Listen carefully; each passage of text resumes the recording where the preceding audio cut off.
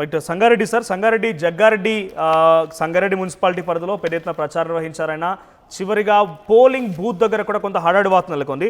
So సంగారెడ్డికి సంబంధించి postal బ్యాలెట్ల ఓట్ల లెక్కింపులో మొత్తంగా 35 వార్డుల్లో 27 వార్డులకు సంబంధించి పోస్టల్ బ్యాలెట్లు నమోదైతే దాంట్లో కాంగ్రెస్ లీడ్ కనిపిస్తోంది. సో కాంగ్రెస్ 15 స్థానాల్లో లీడ్ కనిపిస్తోంది సంగారెడ్డి మున్సిపాలిటీలో. బీఆర్ఎస్ పార్టీ కేవలం 5-6 స్థానాల్లో ఉంది. ఎంఐఎం కూడా ఇక్కడ 2 స్థానాల్లో ఉంది. బీజేపీ ఒక్క వార్డులో లీడ్ కొనసాగిస్తోంది. సో బీజేపీ ఒకటి, సంగారెడ్డిలో ఆల్మోస్ట్ 15 స్థానాల్లో Congress party and BRS lead వచ్చేసి 5 నుంచి 6. సో సంగారెడ్డిలో కూడా కొంత బీఆర్ఎస్ పార్టీకి ఇక్కడ కూడా అనుకున్న స్థాయిలో ఫలితం రాలేదని కనబడుతోంది. సో భీమ్గల్ మున్సిపాలిటీ, నిజామాబాద్ భీమ్గల్ మున్సిపాలిటీలో కాంగ్రెస్ పార్టీ ముందంచ. సో డిఫరెన్సెస్ ఉన్నాయి చాలా. ఎగ్జిట్ పోల్ ఫలితాలు కానీ లేకపోతే కొంత షిఫ్ట్ అయింది అనుకోవాలి. అంటే మేజర్గా ఎక్కడైతే మున్సిపాలిటీలు డైరెక్ట్గా క్లీన్ స్వీప్ చేస్తోంది కాంగ్రెస్ అన్న చోట కొంత బీఆర్ఎస్ బీజేపీలు అక్కడ పుంజుకుంటూ ఉన్నాయి. సో ప్రజెంట్ సిచ్యువేషన్లో ఇందాక మౌలి గారు చెప్పినట్టుగా ఆల్రెడీ కొన్ని చోట్ల విన్నింగ్ డిక్లేర్ చేశారు. దాంట్లో యాదగిరిగుట్టలోని బీజేపీ అభ్యర్థి 1వ వార్డులో బోడ రాధా కన్ఫర్మ్ చేశారు, డిక్లరేషన్ తనకి విన్నింగ్ అనౌన్స్ చేశారు. ధర్మపురి మున్సిపాలిటీ పరిధిలోని 3వ వార్డులో కాంగ్రెస్ విజయం సాధించింది. సంగారెడ్డి జిల్లా ఇంద్రేశంలోని 15వ వార్డులో కాంగ్రెస్ విజయం కన్ఫర్మ్ అయింది. రంగారెడ్డి జిల్లా ఇబ్రహీంపట్నంలోని 13, 11 2 వార్డులో కూడా బీఆర్ఎస్ పార్టీ విజయం సాధించింది. సో రంగారెడ్డి పరిధిలో అంటే ఆల్మోస్ట్ హైదరాబాద్ లిమిట్స్లో ఉన్నటువంటి ప్రాంతం కాబట్టి కొంత వాళ్ళకి ఫెచ్చింగ్ ఎక్కువగా ఉంది బీఆర్ఎస్ పార్టీ. అంటే మళ్ళీ ఇంకా Hyderabad voters, Hyderabad outer ring road లేకపోతే ఈ ప్రిమిసెస్లో నియర్ బై ఉన్నటువంటి ఓటర్స్ ఇంకా బీఆర్ఎస్ పార్టీ వైపుగా ఉన్నట్టే ఈ రంగారెడ్డి ఇబ్రహీంపట్నం రిజల్ట్ కనబడుతోంది. హాలియా మున్సిపాలిటీ, నాగార్జున సాగర్ సంబంధించి హాలియా మున్సిపాలిటీలోని 7వ వార్డులో చింతల్ రామచంద్రారెడ్డి విజయం కన్ఫర్మ్ అయింది. సో గడ్డపోతారంలో 15వ వార్డులో కాంగ్రెస్ విజయం సాధించింది. రామయ్యంపేటలో 10 వార్డులో బీఆర్ఎస్ పార్టీ అభ్యర్థి విజయం సాధించారు. కొల్లాపూర్లో 14వ వార్డులో కాంగ్రెస్ అభ్యర్థి ఘన విజయం సాధించారు. ధర్మపురి మున్సిపాలిటీలో 3వ వార్డులో కాంగ్రెస్ విజయం. ములుగులో సీతక్క ఖాతా తెరిచారని చెప్పాలి. కాంగ్రెస్ అభ్యర్థి ఒకరు ఇక్కడ గెలుపొందారు. ఇక 1వ వార్డులో కాంగ్రెస్ అభ్యర్థి కి సుమారుగా 300 ఓట్ల మెజార్టీతో విజయం సాధించారంట. మదిర, బట్టి విక్రమార్క ప్రాతినిధ్యం వహిస్తున్నటువంటి నియోజకవర్గం మదిరాలో 10వ వార్డులో టీడీపీ అభ్యర్థి. సో ఖమ్మంలో ఇంకా టీడీపీ ప్రాబల్యం కనిపిస్తుంది అనుకోవాలి సార్ ఈ రిజల్ట్ చూస్తే. మదిరా కాన్స్టిట్యున్సీలో 10వ వార్డులో టీడీపీ అభ్యర్థి గెలిచారంట. అక్కడ నిజానికి ఒక మదిరా కాదు, ఖమ్మం జిల్లాలో చాలామంది ఇంకా ఇప్పటికీ టీడీపీ సానుభూతి పరులు, టీడీపీ అభిమానులు ఉన్నారు. అట్లాగే టీడీపీ కాదు, అక్కడ జనసేన నుంచి కూడా పోటీ చేసిన వాళ్ళు ఉన్నారు. అక్కడ స్థానికంగా ఆ నాయకులకి కొంతమంది స్థానికంగా పలుకుబడి ఉన్న నాయకులకి ఒకళ్ళు బీఆర్ఎస్లోనో కాంగ్రెస్లోనో లేదా బీజేపీలోనో స్థానం దక్కనప్పుడు, టికెట్ దక్కనప్పుడు వాళ్ళకున్న స్థానిక బలం వల్ల కొంతమంది జనసేన టికెట్ పైన, కొంతమంది టీడీపీ టికెట్ పైన కూడా పోటీ చేస్తున్నారు. మనకు తెలుసు కొన్ని ప్రాంతాలపైన ఏపీ సంబంధించిన ప్రభావం చాలా ఎక్కువగా ఉంటుంది. అంటే ఈ ఇల్లెందు, కొత్తగూడెం ఇటువైపు తెలంగాణకు సంబంధించిన ప్రభావం ఎక్కువ ఉంటే, సత్తుపల్లి, అశ్వారావుపేట అటువైపు కొంత ఏపీకి సంబంధించిన ప్రభావం ఎక్కువగా ఉంటుంది. ఆ ప్రాంతాల్లో ఈ మధిర దాకా కూడా ఆ ప్రభావం ఉంటుంది. కొన్ని చోట్ల టీడీపీ నాయకులు వాళ్ళకున్న వ్యక్తిగత బలంతో చాలామంది పోటీలో దిగారు. వాళ్ళలో మధిరలో మనం చూస్తే ఒక సీటు టీడీపీ కూడా గెలిచినట్టు కనిపిస్తోంది.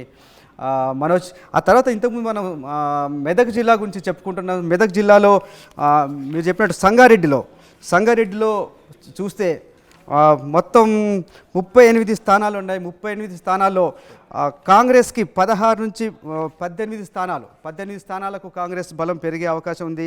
అక్కడ బీఆర్ఎస్ 12 స్థానాలకి, నిజానికి మనం ముందనుకున్నట్టు అక్కడ 14 స్థానాలు గెలవాలి, కానీ 12 స్థానాలకి బీఆర్ఎస్ పరిమితమయ్యే అవకాశం కనిపిస్తుంది.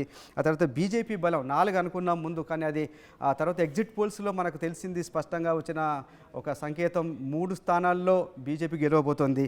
మొత్తం మెదక్ జిల్లా చూసినప్పుడు తెలుసు, మన మెదక్ జిల్లా అనేది మాజీ ముఖ్యమంత్రి బీఆర్ఎస్ అధినేత కె చంద్రశేఖరరావు సొంత జిల్లా అది.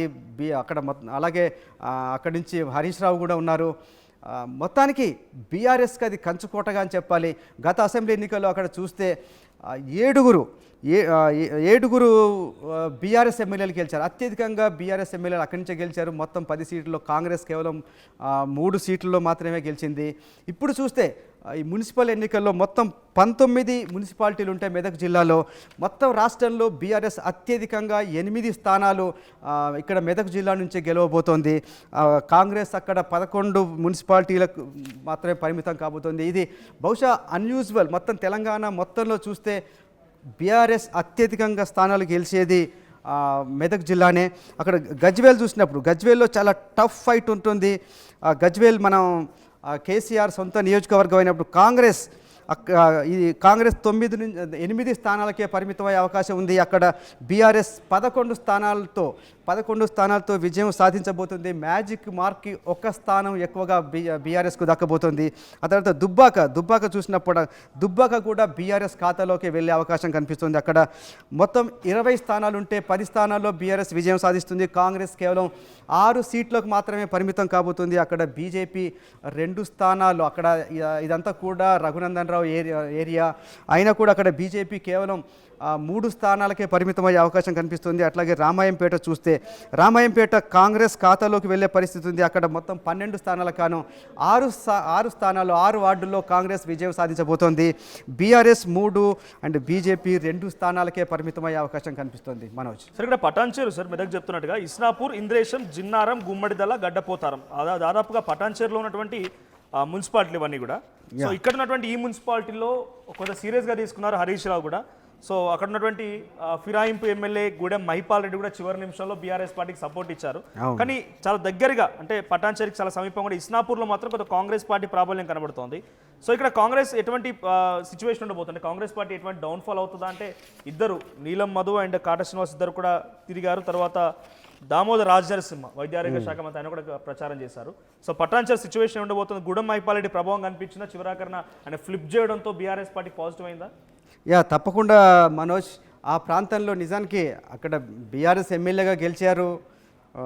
గెలిచిన తర్వాత ఆయన పార్టీ మారారు. కానీ పార్టీలో సరైన ప్రాతినిధ్యం, సరైన గౌరవం దక్కలేదనే కారణంతో ఆయన చాలా అగ్రెసివ్గా అక్కడి నుంచి మళ్ళీ బీఆర్ఎస్ వైపు వెళ్ళిపోయి చాలా అగ్రెసివ్గా పనిచేశారు మున్సిపల్ ఎన్నికల్లో.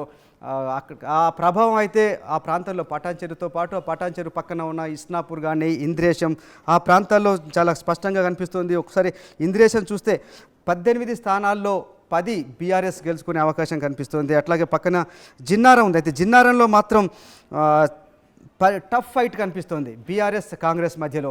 20 స్థానాలకు గాను కాంగ్రెస్ బీఆర్ఎస్ ఈక్వల్గా 10 సీట్లు పంచుకునే అవకాశం కనిపిస్తుంది. అయినా కూడా ఒకవేళ 10 వస్తే మాత్రం ఆ మున్సిపాలిటీ కాంగ్రెస్ ఖాతాలోకి వెళ్తుంది. ఎందుకంటే అధికార పార్టీలో ఉంది కాబట్టి వాళ్ళకు ఉండే అడ్వాంటేజ్. ఇంకోటి మీరు అన్నట్టు గుమ్మడిదల చూస్తే గుమ్మడిదల 22 సీట్లు ఉంటే అక్కడ కూడా 14 స్థానాలు బీఆర్ఎస్ ఖాతాలోకి వెళ్ళిపోతున్నాయి. కాంగ్రెస్ అక్కడ కేవలం 5 స్థానాలకు మాత్రమే పరిమితం కాబోతోంది.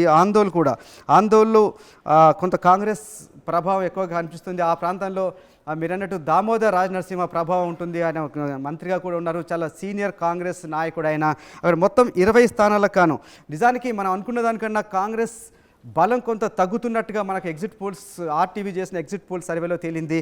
ముందు 14 స్థానాలు గెలుస్తాయి అనుకున్నాం. కానీ అక్కడ బీఆర్ఎస్ గట్టిగా ప్రయత్నం చేయటం వల్ల కాంగ్రెస్ బలం 14 నుంచి 12కు పడిపోతుంది. అట్లాగే బీఆర్ఎస్ బలం 5 నుంచి 6కు పెరుగుతుంది. అయినా కూడా ఓవరాల్గా అక్కడ కాంగ్రెస్ గెలిచే అవకాశం కనిపిస్తుంది. సార్ మెదక్ మున్సిపాలిటీ అనేది నాకు తెలిసి మెదక్ ఉమ్మడి జిల్లా మొత్తంలో కూడా ఏకైక అసెంబ్లీ గెలిచింది మెదక్ మాత్రమే, మైనంపల్లి రోహిత్ రావు అక్కడ. సో మెదక్ మున్సిపాలిటీకి సంబంధించి కొంత ఇన్ఫర్మేషన్ ఉంది సార్. ఇక్కడ 1వ వార్డులో టీఆర్ఎస్ అభ్యర్థి గెలుపొందారు. 2వ వార్డులో బీఆర్ఎస్ పార్టీ. తర్వాత మిగిలిన దాంట్లో 25లో సోహెల్ అంట కాంగ్రెస్, 28లో బీజేపీ. అంటే అది ఇన్ఫర్మేషన్ వస్తుంది ఇంకా. So Congress party Chintal Lakshmi. So మెదక్లో కొంత టఫ్ ఫైట్ ఉంది బీఆర్ఎస్ అండ్ కాంగ్రెస్ మధ్య. సో ఇక్కడ మెదక్ని చాలా సీరియస్గా తీసుకున్నారు హరీష్ రావు అండ్ అంతా కూడా. సో మెదక్లో ఎటువంటి ప్రాబ్లం ఉండబోతోంది? మన ఎగ్జిట్ పోల్ ఫలితాలు ఏం చెప్తున్నాయి? ఇప్పుడు రిజల్ట్స్ అయితే కొంత డిఫరెంట్గా ఉన్నాయి. డెఫినెట్గా మనోజ్, ఈ ప్రాంతాన్ని హరీష్ రావు చాలా సీరియస్గా తీసుకున్నారు. నిజానికి మొత్తం మెదక్ జిల్లా మీద కూడా హరీష్ రావు ప్రభావం ఉంటుంది ఆ స్థానంలో. అంటే ఎక్కువగా ఆయనకు ప్రజలకు అందుబాటులో ఉండే నాయకుడిగా పేరుంది. ఒక్కసారి మన ఆర్టీవీ సర్వే చూస్తే మొత్తం మెదక్ మున్సిపాలిటీలో 32 వార్డులు ఉన్నాయి. 32 వార్డులకు గాను మన ముందొచ్చిన సర్వే ప్రకారం, మన ప్రీపోల్ సర్వే ప్రకారం 13 స్థానాల్లో కాంగ్రెస్, 15 స్థానాల్లో బీఆర్ఎస్ గెలుస్తుంది. బీజేపీ 3 స్థానాలు అనుకున్నాం. కానీ మళ్ళీ తర్వాత ఎగ్జిట్ పోల్స్ తర్వాత మనం చేసిన సర్వే ప్రకారం కాంగ్రెస్ బలం మరొక 2 స్థానాలు పడిపోయి 13 నుంచి 11కు పరిమితమయ్యే పరిస్థితి కనిపిస్తోంది. అట్లాగే బీఆర్ఎస్ బలం 15 నుంచి 17కు పెరిగే ఛాన్స్ చాలా స్పష్టంగా కనిపిస్తుంది. ఈ లెక్కన మెదక్ని బీఆర్ఎస్ కైవసం చేసుకుంటుంది. చాలా ఒక రకంగా కంఫర్టబుల్ మెజారిటీతోనే చేస్తుంది. మ్యాజిక్ మార్క్ 17 ఏదైతే ఉందో ఆ మ్యాజిక్ మార్కుని బీఆర్ఎస్ దక్కించుకుంటుంది, మ్యాజిక్ మార్క్ రీచ్ అయ్యే పరిస్థితి కనిపిస్తుంది. ఈ ప్రాంతంలో చాలా విస్తృతంగా పర్యటించారు హరీష్ రావు. ఎందుకంటే తన జిల్లాలో ముఖ్యమైన అదొక జిల్లా కేంద్రంగా ఉన్న మున్సిపాలిటీ తన చేతుల్లోంచి జారిపోతే రాజకీయంగా తనకు అది నష్టం జరుగుతుంది కాబట్టి చాలా ప్రతిష్టాత్మకంగా తీసుకున్నారు హరీష్ రావు. మొత్తానికి తనకున్న బలాన్ని 15 సీట్స్ నుంచి 15 వార్డ్స్ నుంచి అది 17 వార్డ్స్కి బీఆర్ఎస్ పెంచుకొని అక్కడ బీఆర్ఎస్ మెదక్ని కైవసం చేసుకునే పరిస్థితి కనిపిస్తుంది Manoj. Sir coming back to ఒకసారి మనం రంగారెడ్డి కూడా వెళ్దాం. రంగారెడ్డి హైదరాబాద్ ప్రెమిసెస్లో ఉంది కాబట్టి ఇందాక ఇబ్రహీంపట్నంలో ఒక విన్నింగ్ డిక్లేర్ చేసాం మనం. రంగారెడ్డికి సంబంధించి ఇబ్రహీంపట్నంలోని 11 మరియు 13 వార్డులో బీఆర్ఎస్ పార్టీ గెలుపొందింది. కొంత హైదరాబాద్ ప్రభావం ఉంటుంది కాబట్టి రంగారెడ్డి పైన. రంగారెడ్డిలో 13 మున్సిపాలిటీలు ఉన్నాయి. 13 మున్సిపాలిటీలో ఆమన్గల్, చేవెళ్ళ, ఇటు ఇబ్రహీంపట్నం, మొయినాబాద్, షాద్ నగర్, శంకర్పల్లి అంటే ఉమ్మడి రంగారెడ్డి. కొడంగల్ కూడా ఉమ్మడి రంగారెడ్డి జిల్లా కిందకే వస్తుంది. సో పరిగి, తాండూరు, వికారాబాద్, ఆలియాబాద్, మూడు చింతలపల్లి అండ్ ఎల్లంపేట. సో ఈ కాన్స్టిట్యున్సీలు ఉన్నాయి. సో రంగారెడ్డిలో ఆల్రెడీ కొంత బీఆర్ఎస్ పార్టీకి సంబంధించి ఇబ్రహీంపట్నంలో 2 స్థానాల్లో బీఆర్ఎస్ పార్టీ గెలుపొందింది. సో ఆమన్గల్లు తర్వాత చేవెళ్ళ ఇక్కడ కొంత బీజేపీ ప్రాబల్యం ఉంటుంది. ఎందుకంటే గతంలో చేవెళ్ళకు సంబంధించి ఎంపీగా కొండ విశ్వేశ్వరరెడ్డి గెలవడం కొంత అర్బన్ ఏరియాకి చాలా దగ్గరగా ఉంటుంది కాబట్టి. సో డీటెయిల్డ్గా మౌలిగా చెప్తారు మీకు ఎగ్జిట్ పోల్స్ ఫలితాలు ఎలా ఉన్నాయి, సో ప్రజెంట్ ట్రెండ్స్ ఎలా వస్తున్నాయి, ఎటువంటి సిచ్యువేషన్ ఉందనేది. సో రంగారెడ్డి జిల్లాకు సార్. రంగారెడ్డి జిల్లా మీరు అన్నట్టు చేవెళ్ళ ఇక్కడ నిజానికి బీజేపీ ఎంపీ ఉన్నారు. అయినా కూడా చేవెళ్ళకు వచ్చేటప్పటికి మున్సిపల్ ఎలక్షన్లు అనేది ఎప్పుడు కూడా ప్రజలు రాష్ట్రంలో అధికారంలో ఉన్న పార్టీ వైపే మొగ్గు చూపుతారు. ఎందుకంటే స్థానికంగా మున్సిపాలిటీకి సంబంధించిన నిధులు రావాలి, డెవలప్మెంట్ జరగాలి అంటే రాష్ట్ర ప్రభుత్వం సపోర్టు అవసరం ఉంటుంది కాబట్టి చేవెళ్ళలో మొత్తం 18 వార్డులుంటే అక్కడ దాదాపు 12 వార్డులు కూడా కాంగ్రెస్ పక్షాన వెళ్ళిపోతున్నాయి. నిజానికి ప్రీపోల్ సర్వే కంటే కూడా తర్వాత ఇంకొక 2 వార్డులు పెరిగినాయి ఆర్టీవీ సర్వే ప్రకారం.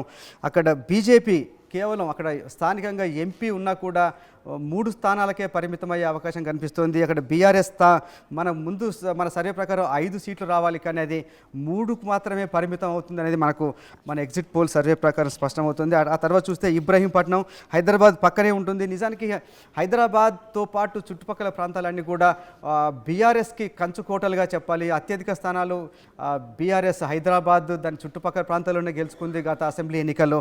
ఇబ్రహీంపట్నంలో మొత్తం 24 స్థానాలుంటే చాలా అనూహ్యంగా కాంగ్రెస్ 16 స్థానాలు గెలుచుకునే అవకాశం కనిపిస్తోంది. ఇక్కడ బీఆర్ఎస్ కేవలం 4 స్థానాలకు పరిమితం అయితే బీజేపీ 2 స్థానాల్లోనే విజయం సాధించే అవకాశం ఉంది.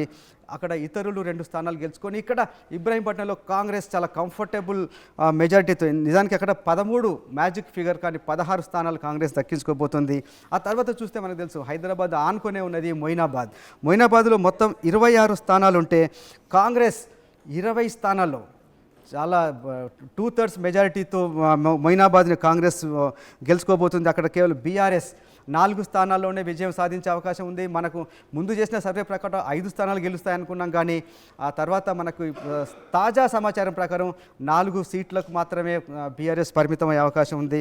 ఆ తర్వాత చూస్తే షాద్ నగర్లో 28 స్థానాలుంటే ఒకప్పుడు నిజానికి షాద్ నగర్ అనేది మహబూబ్ నగర్ జిల్లాలో భాగంగా ఉండేది. ఇప్పుడు అక్కడ ఆ ప్రాంతం కూడా ఇప్పుడు కాంగ్రెస్కు కంచుకోటగా చెప్పాలి. అవుట్ ఆఫ్ 28 24 స్థానాలు కాంగ్రెస్ గెలుచుకోబోతుంది. అక్కడ బీఆర్ఎస్ కేవలం 2 స్థానాలు, నిజానికి మనం ముందు చేసిన సర్వే ప్రకారం 4 స్థానాల్లో బీఆర్ఎస్ గెలుస్తుంది అనుకున్నాం, కానీ తాజా సమాచారం ప్రకారం 2 సీట్లకే బీఆర్ఎస్ పరిమితమయ్యే అవకాశం కనిపిస్తుంది. అవుట్ ఆఫ్ 28లో 24 సీట్లు కాంగ్రెస్ వార్డ్స్ గెలుచుకుంటుంది కాబట్టి అక్కడ ఏమాత్రం డౌట్ లేకుండా కాంగ్రెస్ జెండా ఎగరవేసే అవకాశం కనిపిస్తుంది. ఆ తర్వాత ఉన్నది మరొక ప్రముఖమైన మున్సిపాలిటీ పరిగి. అక్కడ 18 స్థానాలు ఉన్నాయి, మొత్తం వార్డులు 18 ఉంటే కాంగ్రెస్ 12 స్థానాలు, బీఆర్ఎస్ 6. ఇక్కడ పెద్దగా ఇంకా పోటీ కూడా ఏం లేదు, కేవలం అక్కడ బీజేపీ ప్రభావం ఏమాత్రం కనిపించట్లేదు. కాంగ్రెస్ అండ్ బీఆర్ఎస్ 2 మాత్రమే పంచుకుంటున్నాయి. కాంగ్రెస్ 12, బీఆర్ఎస్ 6 స్థానాలు గెలుచుకుంటున్నాయి. ఆ తర్వాత ఇంకొక అతిపెద్ద మున్సిపాలిటీ తాండూరులో 36 సీట్ల కాను కాంగ్రెస్ 29 స్థానాలు గెలుచుకొని మున్సిపాలిటీని కైవసం చేసుకునే అవకాశం ఉంది. అక్కడ కూడా బీఆర్ఎస్ కేవలం 6 సీట్లకు మాత్రమే పరిమితం కాబోతోంది. అక్కడ బీజేపీ కేవలం 1 సీటు మాత్రమే దక్కించుకునే అవకాశం ఉంది. ఇంకోటి చూస్తే వికారాబాద్ కూడా కంప్లీట్గా కాంగ్రెస్ పక్షానే నిలబడే అవకాశం కనిపిస్తుంది. మనకు వస్తున్న ట్రెండ్స్ కూడా అదే దిశలో కనిపిస్తున్నాయి. మొత్తం 34 స్థానాలకు కాను కాంగ్రెస్ 30 స్థానాల్లో విజయం సాధించి వికారాబాద్ మున్సిపాలిటీ పైన కాంగ్రెస్ జెండా ఎగిరే పరిస్థితి కనిపిస్తోంది. ఆ తర్వాత చూస్తే ఆలియాబాద్ కూడా హైదరాబాద్ని ఆనుకొని ఉంటుంది. ఇక్కడ మాత్రం మళ్ళీ బీఆర్ఎస్ తన ప్రభావాన్ని చూపిస్తుంది. మొత్తం 20 స్థానాలకు బీఆర్ఎస్ 11 స్థానాలు. నిజానికి అది మ్యాజిక్ మార్క్ కేవలం 1 మాత్రమే ఎక్కువ. ఈ ఆలియాబాద్లో కాంగ్రెస్ 8 స్థానాలు దక్కించుకుంటే బీజేపీ 1 స్థానాన్ని నిలబెట్టుకునే అవకాశం ఉంది. ఇక తర్వాత ఉన్నది 3 చింతలపల్లిలో. ఇక్కడ కూడా కాంగ్రెస్ అవుట్.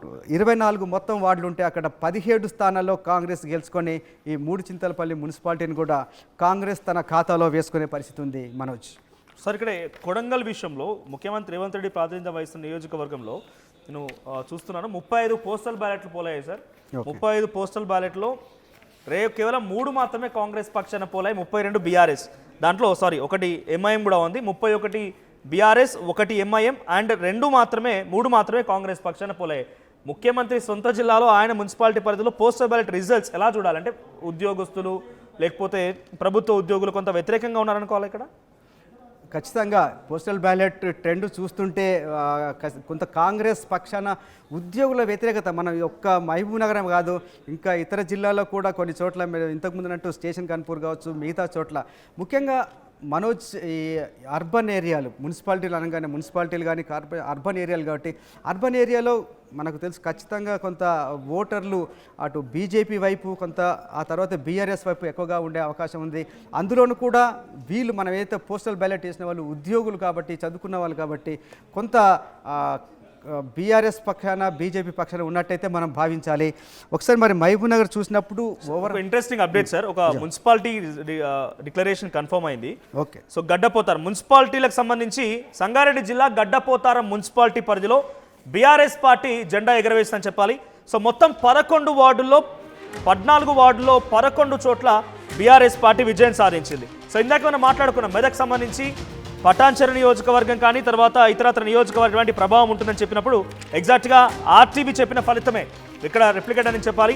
సో మెదక్కు సంబంధించినటువంటి ఫలితం ఇందాక మేము చెప్తున్న క్రమంలో గడ్డపోతారం ఎలా ఉండబోతోంది ఏంటి అనుకున్నప్పుడు బీఆర్ఎస్ పార్టీ కైవసం చేసుకునే అవకాశం ఉంది అని చెప్పి ఆర్టీవీ చెప్పింది. సో అందులో భాగంగానే ఇప్పుడు బీఆర్ఎస్ పార్టీ ఆ నియోజకవర్గాన్ని ఆ మున్సిపాలిటీ కైవసం చేసుకుంది. గడ్డపోతారంలో మొత్తం 18 వార్డులు ఉంటే దాంట్లో 11 చోట్ల బీఆర్ఎస్ విజయం సాధించింది. 11 చోట్ల బీఆర్ఎస్ విజయం సాధించింది. కేవలం 3 చోట్ల ఇతరులు, 1 చోట ఇతరులు, 2 చోట్ల మాత్రమే కాంగ్రెస్. సో ఈ గడ్డపోతారం అనేది పటాన్చెరు నియోజకవర్గ పరిధిలో ఉండేది. సో పటాన్చెరు నియోజకవర్గ పరిధిలో ఉన్నటువంటి ఈ నియోజకవర్గం, ఈ మున్సిపాలిటీ సంగారెడ్డి జిల్లాలో ఉన్నటువంటి మున్సిపాలిటీ డైరెక్ట్గా బీఆర్ఎస్ పార్టీ డిక్లేర్ చేసుకోవచ్చు. సో దానికి సంబంధించిన బ్రేకింగ్ న్యూస్ చూస్తున్నాం. సో బీఆర్ఎస్ పార్టీ బోని కొట్టింది. బీఆర్ఎస్ పార్టీ మెదక్ ఉమ్మడి జిల్లా గడ్డపోతారం మున్సిపాలిటీ పైన బీఆర్ఎస్ జెండా ఎగరవేసింది.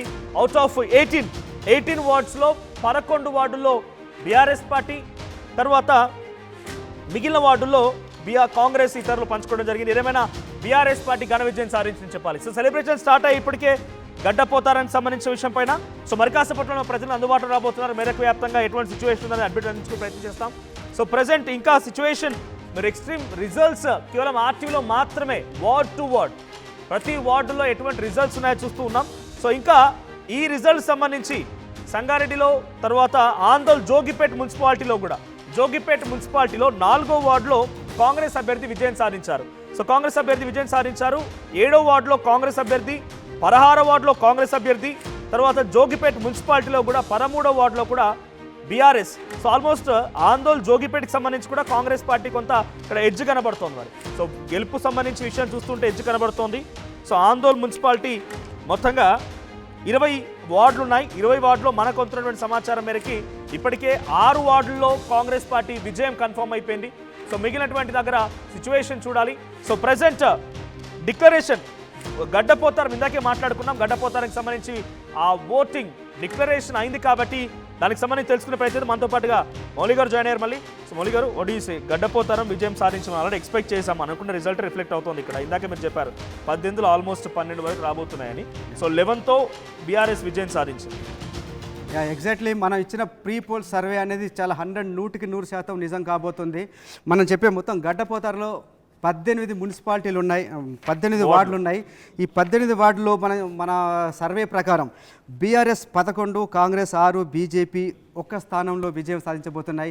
మీరు చెప్పినట్టుగా మీరు చెప్పిన దాని ప్రకారం మన ట్రెండ్ ఇది నిజం కాబోతోంది. ఇది ఒక్కటే కాదు, మీరు ఇప్పుడు సదాశివపేట ఉంది, సదాశివపేటలో కూడా ఇదే ఫలితం కనిపించే అవకాశం ఉంది. మొత్తం 15 స్థానాలు ఉన్నాయి సదాశివపేటలో. అక్కడ కాంగ్రెస్ 11, బీఆర్ఎస్ 3 అండ్ బీజేపీ ఒక స్థానంలో విజయం సాధించబోతున్నాయి. ఇక్కడ చూస్తే మెదక్ జిల్లా, ఉమ్మడి మెదక్ జిల్లాలో ఇంకోటి అతిపెద్ద మున్సిపాలిటీ జహీరాబాద్లో మొత్తం 37 వార్డులు ఉన్నాయి. అందులో 15 నుంచి కాంగ్రెస్ బలం 10కి పడిపోయింది. చాలా ఇంట్రెస్టింగ్ ట్రెండ్ ఇది మనోజ్. మనం ముందు చేసిన సర్వే ప్రకారం కాంగ్రెస్ 15 స్థానాలు గెలుస్తుంది అనుకుంటే అది ఇప్పుడు దాదాపు 10కి పడిపోయినట్టుగా తెలుస్తోంది. బీఆర్ఎస్ 18 నుంచి బీఆర్ఎస్ బలం 20కి పెరిగే అవకాశం ఉంది. అయితే బీజేపీ అయితే ఎట్లాంటి మార్పు జరగలేదు. మన ప్రీ పోల్ సర్వేలో కానీ తర్వాత చేసిన ఎగ్జిట్ పోల్ సర్వేలో కానీ బీజేపీ బలం 2కు పరిమితం అవుతుంది. ఇంట్రెస్టింగ్గా కాంగ్రెస్ నిజానికి ముందు నుంచి కూడా అక్కడ బీఆర్ఎస్ స్ట్రాంగ్ హోల్డ్ ఉంది. బీఆర్ఎస్ ఖాతాలోకి వెళ్ళే అవకాశం ఉన్న బలం కూడా మరింత పెంచుకునే అవకాశం ఉంది బీఆర్ఎస్. అక్కడ కాంగ్రెస్ బలం 15 నుంచి 10కి పడిపోతే బీఆర్ఎస్ బలం 18 నుంచి 20కి పెరిగే అవకాశం ఉంది మనోజ్. సార్ ఇస్నాపూర్ కూడా వస్తున్నాయి సార్. ఇస్నాపూర్ రిజల్ట్స్ మెదక్ ఎందుకంటే చాలా ఉత్కంఠ, బీఆర్ఎస్ పార్టీకి ఉన్న స్కోప్ ఎక్కువ ఉంది కాబట్టి ఇస్నాపూర్లో కూడా ఆల్మోస్ట్ 26 వార్డులకు సంబంధించి ఇప్పటికే 8 వార్డులో బీఆర్ఎస్ పార్టీకి సంబంధించి విన్నింగ్ కన్ఫర్మ్ అయింది. కేవలం మరొక 7 వార్డులో కాంగ్రెస్ విన్నింగ్ కూడా కన్ఫర్మ్ అయింది. సో ఇస్నాపూర్ మున్సిపాలిటీలోని 13వ వార్డులో ఇండిపెండెంట్ అభ్యర్థి లక్ష్మీ నరసింహారెడ్డి గెలుపొందారంట. తర్వాత ఇస్నాపూర్లోని 17వ వార్డులో కాంగ్రెస్ అభ్యర్థి వెంకటేష్ కూడా విజయం సాధించారు. సో ఇస్నాపూర్లో మరికొన్ని మున్సిపాలిటీలు కూడా కైవసం చేసుకుంటూ ఉన్నారు. సో ఇస్నాపూర్ మాట్లాడుకునే ముందు ఇందాక మనం కంటిన్యూషన్ రంగారెడ్డి గురించి మాట్లాడుకుంటున్నాం. రంగారెడ్డిలోని చాలా మున్సిపాలిటీల వరకు మనం కవర్ చేసాం. సో హైదరాబాద్ ప్రిమిసెస్లో ఉన్నటువంటి మున్సిపాలిటీలు ఇవన్నీ కూడా మొయినాబాద్ కానీ, షాద్నగర్ కానీ, శంకర్పల్లి, తర్వాత వికారాబాద్, మూడుచింతలపల్లి, ఎల్లంపేట ఇవన్నీ కూడా కొంత హైదరాబాద్ ప్రాబల్యమైనటువంటి ఆ ప్రాంతాలు. అసలైన తొలి వెలుగు. ఫాలో వాట్సాప్ @తొలి వెలుగు అఫీషియల్.